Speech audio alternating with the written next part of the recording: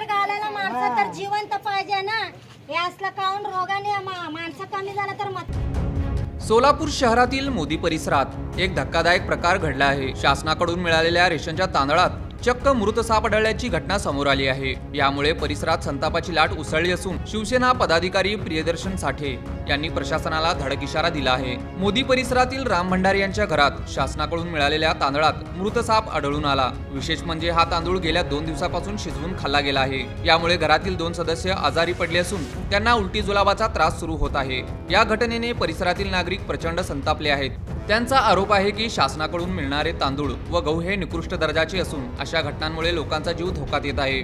प्रियदर्शनी साठे यांनी पुरवठा अधिकाऱ्यांना घटनास्थळी बोलावून पंचनामा करून घेतला. परिमंडळ पुरवठा अधिकाऱ्यांनी तपासाचे आदेश दिले आहेत. मात्र कारवाई न झाल्यास आंदोलन अधिक तीव्र करण्याचा इशारा साठे यांनी दिला आहे.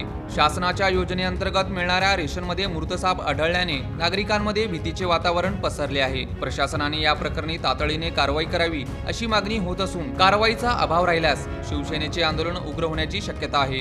3 दिवसापूर्वी त्यांनी तांदूळ रेशन दुकानात आणलेला आहे. 3 दिवसांनी ते रेशनचा तांदूळ खाल्लेला आहे. ते खाल्ल्यानंतर आज खाली सापाचं एक साप मेलेला अवस्थेत सापडलेला आहे आणि आतमध्ये एक खाल्ल्यामध्ये उलट्या जुलाबी काही लोकांना चालू झालेले आहेत. बरं, फक्त या गावातच नाही, या भागातल्या पूर्ण ज्यांनी रेशनचं धान्य आणलेलं आहे त्या पूर्ण तांदूळ माणसांनी तर नाही, जनावरांना खायच्या लायकीचं नाही असं धान्य रेशनच्या ह्याच्यातनं वाटप झालेलं आहे.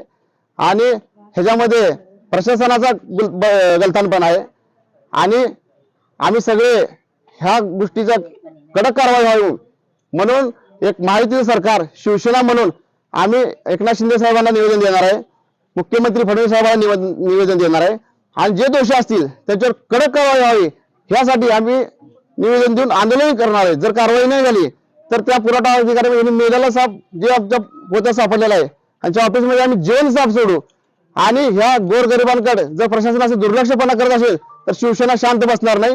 त्यांना ऑफिसमध्ये जाऊन प्रश्न विचारू आम्ही आणि याच्यावर कारवाईसाठी पाठपुरावा करू.